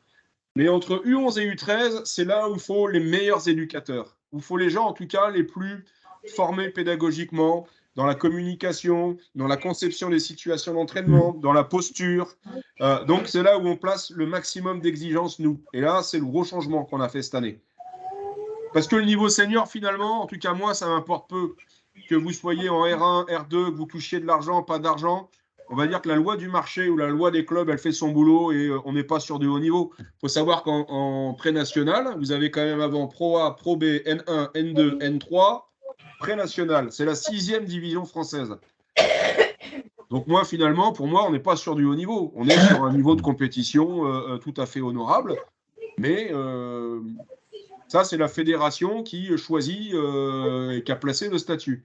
Donc là, si j'entraîne des U13 régions, voilà ce que je dois sur la ligne. Je dois avoir validé le module 1. Donc, je dois avoir passé la certification. Je dois avoir fait le CS5, qui est le CS pour moi essentiel. Et le CS7, manager une équipe sur une saison sportive plutôt jeune, hein, puisqu'on est sur des U13 régions. U15, bah, tu as exactement la même chose, mais on a enlevé le CS7. Donc, on valide le module 1 et on fait le CS5 en plus. U17, vous en avez vu, on a plus de 4. Et puis ensuite, chez les seniors, et là, on est dépendant du statut fédéral, PNM, PNF, c'est qu'on demande un DETB complet. Ok. Là, ça peut vous guider dans l'orientation. La philosophie étant non pas de sanctionner les gens, c'est de dire qu'on peut se former tout au long de sa vie. Il vaut mieux dire, allez, j'en fais 2 par an, ou des fois, j'ai pas trop le temps, j'en fais 1. Mais j'enchaîne pour arriver à un niveau de compétence, notamment chez les jeunes. U13, U15, c'est là où on doit mettre des gens avertis, pédagogues, pour sortir du modèle ancien avec les entraîneurs qui gueulent, qui se plantent d'objectifs et finalement, qui, sans le vouloir, ils déconstruisent plus le jeune qui participe à l'accompagner dans sa formation. Et je dis bien sans le vouloir. Hein. Je dis bien que c'est de l'inconscient. On était sur un modèle avant où l'entraîneur, c'était l'autorité. On confondait exigence et autorité, par exemple. C'est des gens qui étaient des professeurs. Ils parlaient tellement longtemps que les jeunes ne pratiquaient plus. Bon, voilà. Est-ce que je réponds à ta question? Ouais, nickel. Donc, ça veut dire qu'à partir de l'année prochaine, tu ne veux pas entraîner avec les régions si tu n'as pas le module 1 et le 16-5. Non, l'année prochaine, on laisse encore une année pour se mettre à niveau. D'accord. Ouais. D'accord. Si tu es inscrit, c'est bon, quoi. Il faut être inscrit, quoi. Après, oui. L'idée, c'est de rentrer en formation. Vous rentrez en formation, puis après, on va. Puis c'est pas moi qui m'en occupe de ça. Moi, je vérifie pas. Il y a des gens à la Ligue, des élus notamment, qui vérifient que les statuts soient respectés. Mais l'idée, c'est juste de lancer la dynamique d'entrée en formation. Et c'est pas se former pour obtenir ce fameux cette épreuve. C'est se former parce que ça m'intéresse et parce que vous êtes entraîneur, donc vous êtes des passionnés. Et c'est comment je vais encore mieux transmettre ma passion aux jeunes. Et comment on va pouvoir faire fructifier ma formation. Et je vais encore mieux impacter mon public jeune. Et c'est vraiment cette idée-là. Après, diplôme, pas diplôme, c'est autre chose. Et franchement, des fois, il faut savoir s'en écarter. Du coup, Pierre-Laurent, ça veut dire si j'entraîne l'équipe en U15 région, j'ai mon CS1 et je suis en formation sur le CS2, CS3, je peux continuer à les entraîner. Alors, tu peux les entraîner, ouais. Ça veut dire que tu vas peut-être pouvoir les entraîner encore l'année prochaine. Mais après, ça sera fini. U15 région, regarde ce que tu dois avoir. Tu dois avoir CS1, CS2, CS3, CS4 et avoir certifié le module 1. Plus le CS5. Donc nous, on considère que s'il te reste 2 CS à passer, que tu les passes dans l'année, ça va. Si maintenant, il te reste 4 CS à passer dans l'année où tu es censé avoir le diplôme, ça ne va pas le faire. Okay. C'est pour ça que l'action que vous avez entreprise cette année, alors je ne sais pas qui a fait quoi exactement, voilà, mais elle est plutôt bonne. C'est la démarche d'engager ce process de formation. Ok. Et nous, moi, en tout cas, on sort du rôle, on n'est pas gendarme. En tout cas, moi, je ne vois pas du tout le boulot comme ça.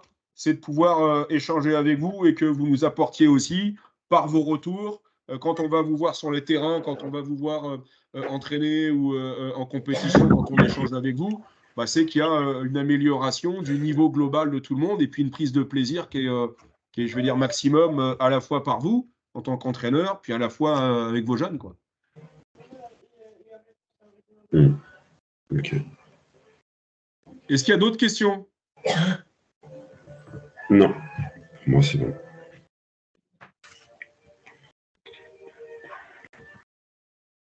C'est bon, C'est bon.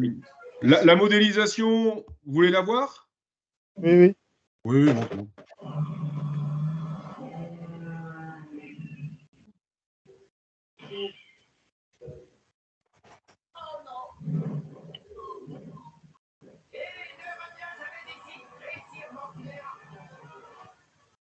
Il y a des petits qui sont devant modélisation matrice.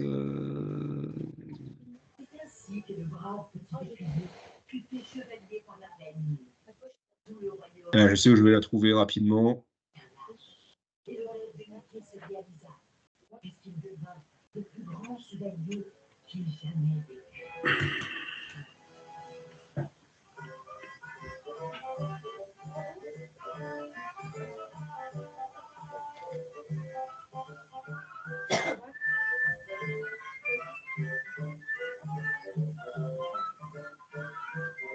Est-ce que celui qui a les dessins animés, là, il peut éteindre son micro, s'il vous plaît?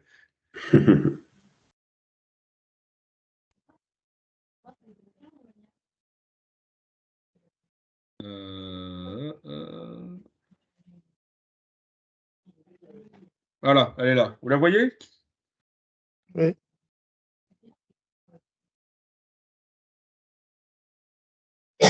Une modélisation, en fait, qui est une modélisation collective. On pourrait en avoir une autre plutôt bio-informationnelle. Vous avez la modélisation physiologique de l'activité. Il y a toutes sortes de modélisations possibles, rien que sur notre sport, le basket. Celle-ci, c'est une modélisation par phase. Donc, elle est en gros indiscutable parce que ces phases-là, elles existent et elles vous permettent de rien oublier dans l'élaboration d'un projet de jeu. Ça veut dire que si je prends le premier rectangle, là, je prends le rectangle de l'attaque, on est sur de l'attaque demi-terrain. Donc, l'idée, c'est quels sont les principes qui vont sous-tendre l'efficacité de mon attaque. Donc, la disponibilité, le spacing, la circulation du ballon, alors pénétrer la défense, c'est la faire compresser, soit par du jeu posté, soit par les attaques en dribble, soit par des coupes, la décompresser et la réattaquer une fois qu'elle se décompresse. C'est la mobilité du ballon, les transferts de ballon. C'est créer des avantages et les accentuer, les exploiter, sélectionner les tirs. Il y a énormément de choses. Quelles sont les intentions que je vais mettre en œuvre au niveau offensif sur une attaque demi-terrain? Une fois que j'ai attaqué, soit il y a un panier marqué, soit il y a un rebond défensif qui est pris. S'il y a un rebond off, je garde la même possession. Ou alors, je peux me faire intercepter. En tout cas, je vais devoir me replier. Ou je vais passer sur une défense très agressive tout terrain. Mais je vais changer de statut et je vais être sur une phase de transition défensive. Ça veut dire que j'ai la phase de traverser le terrain. J'ai attaqué sur demi-terrain. Et ben, je vais traverser le terrain en défense. Que ce soit en repli protecteur ou en repli agressif. Hein. Mais je vais de toute manière, sur une bonne attaque, devoir traverser le terrain. Et ben, comment j'organise cette phase transitionnelle entre l'attaque et la défense? Comment je vais gérer mon rôle offensif? Est-ce que je vais mettre 2 joueurs, 3 joueurs? Est-ce que les joueurs ils sont identifiés? Est-ce que c'est leur positionnement sur le terrain au moment du tir? Comment je vais protéger mon panier? Comment je vais ralentir la balle? Est-ce que je vais me protéger, je vais me replier dans l'axe? Tous les aspects que vous pouvez mettre en œuvre, il va falloir là-dessus en parler. Et ça vous permet de ne pas oublier cette phase-là. Comment je vais défendre les surnoms? Comment je vais défendre les avantages ou essayer de réduire l'espace disponible en me plaçant dans certains intervalles de joueurs de manière à dissuader les attaques en dribble. Une fois que j'ai fait cette transition défensive, je vais bien être amené à défendre demi-terrain sur une attaque placée. Donc, quels sont les principes qui vont sous-tendre et qui vont guider l'efficacité de cette défense? Voilà, perturber le mouvement du ballon, essayer de contrôler les pénétrations, la communication, les rotations. Comment je vais défendre des situations spéciales, les temps forts, comment je vais défendre un écran porteur, comment je vais défendre quand il y a un franchissement avec un défenseur qui est de mon côté. Est-ce qu'on va changer à 2? Est-ce qu'on va organiser des rotations? Est-ce qu'il y a des aidés reprendre? Et comment je vais organiser mon rebond défensif? Une fois que j'ai défendu correctement, que j'ai le rebond défensif par exemple, ou que j'ai encaissé un panier, comment je vais traverser le terrain? Si j'attaque, on fait une zone presse ou une défense, un pressing très haut, comment je vais transiter pour traverser le terrain en attaque face à ce pressing? Et si j'ai pris un rebond défensif et que je vais relancer le jeu très vite, quels sont les principes qui vont guider ma projection collective vers l'autre demi-terrain? Comment je vais organiser mon spacing, mes couloirs de course, l'étagement de mes joueurs dans la profondeur et dans la largeur, comment je vais chercher à faire voyager la balle le plus vite possible, où va courir mon joueur intérieur. Bref, je vais aussi avoir des éléments qui vont guider cet aspect transitionnel. Et la boucle est bouclée. Si je n'ai pas pu conclure sur le jeu rapide, la continuité de jeu, je vais arriver sur l'attaque placée, avec une défense qui va m'attendre sur un état d'équilibre et comment je vais travailler sur le demi-terrain. Et donc, ça, c'est la modélisation que vous avez. Et donc, quand vous faites, on est sur un rapport dialogique, ça veut dire qu'on ne peut pas envisager l'attaque sans la défense, on ne peut pas envisager la défense face à l'attaque, on ne peut pas envisager le jeu rapide sans le repli, ou la traversée de terrain sans... Voilà, c'est comme on ne peut pas envisager un 1 contre 1 sans parler de la défense sur le 1 contre 1. Je dirais même, si on va plus loin, on ne peut pas envisager les fondamentaux individuels sans contextualiser la situation. On ne fait pas de 1 contre 0. On fait plus ou peu de 1 contre 0. Très peu. Parce que ça n'a pas de sens. On en fait dans certaines raisons. Ça, vous le verrez dans le CS5. Est-ce que ça vous parle, cette modélisation? Oui, bien sûr. Ouais. Ouais. Bon, voilà. Moi, je suis encore disponible s'il y a quelques questions. Et puis, s'il n'y a pas de questions, moi, je vous remercie de votre disponibilité. Est-ce qu'il y a d'autres questions là? Non. Non, pas d'autres questions? Non. Bon. Eh bien, je vous souhaite une bonne journée. Je vous rappelle que si week-end. vous voulez vous inscrire aux épreuves, aux journées de... C'est ici, là. Aux journées de préparation, il y a 2 journées en présentiel sur un week-end, une journée module 1, une journée module 2. On va approfondir les contenus. Hein. Là, on va préparer à l'épreuve réellement. Et puis, il y a des visios de préparation. Il faut vous y inscrire. Absolument. Alors, il y a certaines journées qui sont payantes, notamment les 2 journées. Et je pense que les visios, alors je ne me rappelle plus, mais je pense qu'elles sont gratuites. Ok. Par contre, les journées de préparation, on les ouvre à condition qu'on soit assez. C'est-à-dire que moi, je ne peux pas vous proposer des situations pédagogiques si vous n'êtes que 6 inscrits. On va pas faire de démo comme si on n'est que 3 inscrits, par exemple. Il va nous manquer du monde. Donc, on va les ouvrir à condition qu'il y ait, je dis une bêtise, au minimum 10-11 inscrits. Sinon, ça n'a pas de sens non plus, quoi. Ok. Eh ben, je vous remercie. Merci.